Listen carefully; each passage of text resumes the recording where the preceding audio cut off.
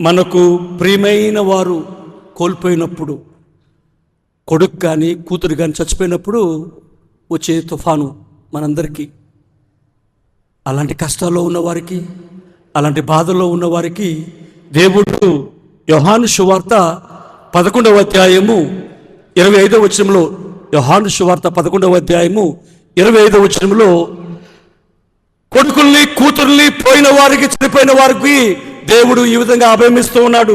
యేసయ్య యోహాను సువార్త 11వ అధ్యాయము 25వ వచనం, అప్పుడు యేసు నేనే పునరుత్థానమును జీవమును, నన్ను విశ్వసించువాడు మరణించినను జీవిస్తానని చెప్పి మనందరూ కూడా ప్రభు ఒక అభయం ఇస్తూ ఉన్నాడు, ఒక ధైర్యాన్ని ఇస్తున్నాడు. ప్రియమటి సహోదరి సహోదరులారా, పాపము ఇంకొకటి 9ది, పాపం అనేది తుఫాను. పాపం అనేది తుఫాను. మనం పాపం చేసినప్పుడు మనము దేవుని నుండి సంబంధాలు తెగిపోతాయి. మరలా తిరిగి పరివర్తన ద్వారా, పశ్చాత్తాపము ద్వారా దేవుడు మనను దేవుని సన్నిధికి తీసుకొస్తాడంట. పశ్చాత్తాపము, పరివర్తన ద్వారా. అందుగురించే ఈరోజు చెప్పాను కదా, ఎవరైనా సరే దేవుడికి దూరంగా వెళ్ళినప్పుడు ఇంకా వాడిని దూరంగా పెట్టకూడదు, వాడిని విమర్శించకూడదు, వాడిని తిరిగి యేసయ్య సన్నిధికి తీసుకురావాలంట, పశ్చాత్తాపముతో, పరివర్తనతో. చివరిగా విశ్వాసపు అనేక పరీక్ష అనేటువంటి తుఫాను.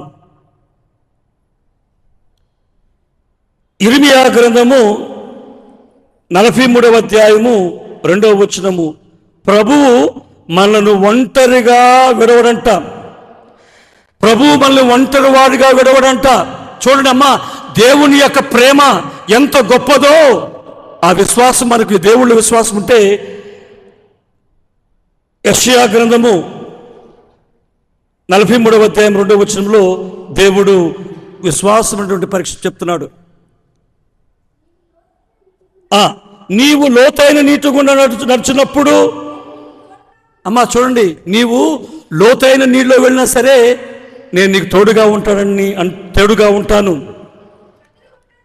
నదుల గుండా నడిచినప్పుడు కూడా అవి నిన్ను ముంచివేయవు. నీవు నిప్పులో కూడా నడిచినా సరే నీవు కమిలిపోవు. మంటలు నిన్ను కాల్చివేవు.